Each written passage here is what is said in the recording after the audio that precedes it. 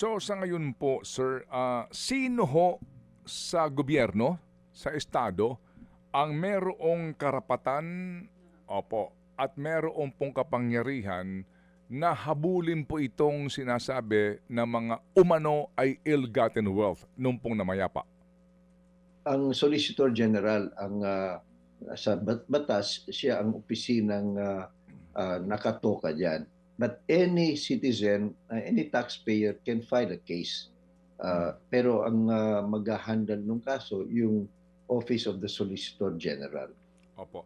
Ano ngayon ang challenge sa SOLGEN natin? So usapin po ng pagtukoy, at pagpepreba na ang isa pong ang ilang ari-arian nung namayapa ay nakamal sa pamamagitan po ng illegal na pamamaraan.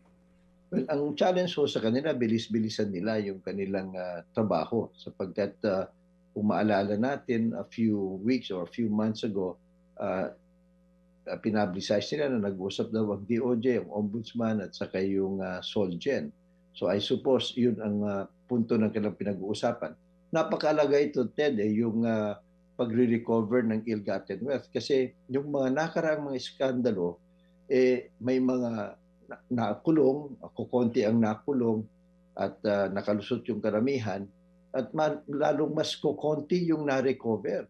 So yung bang nakulong lang sila and one of these days makakalaya na naman mga yan, pero yung kayamanan hawak-hawak pa rin nila yung nakaw na yaman. So ang challenge dito, at noon pa natin sinasabi, dapat pagbutihin nila at bilisan nila yung forfeiture of ill-gotten wealth.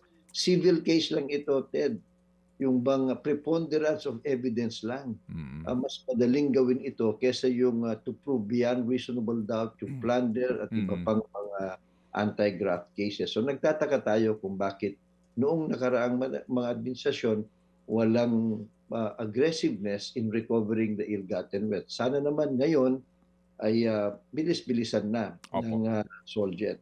Mga kapatid, brothers and sisters, saan ka pa? Dito na tayo sa totoo. Dito na tayo sa True FM. Mga kapatid, mag-subscribe and follow po kayo sa social media accounts ng True Network PH. Yan po kami, hanapin nyo lang True Network PH, Facebook, Instagram, YouTube, TikTok, and podcast. Mapa Apple or Spotify man yan, mahahanap nyo kami. Lahat ng mga napapanood at napapakinggan nyo po sa programa, nasa social media accounts namin yan. So paano mga kapatid? See you sa social media!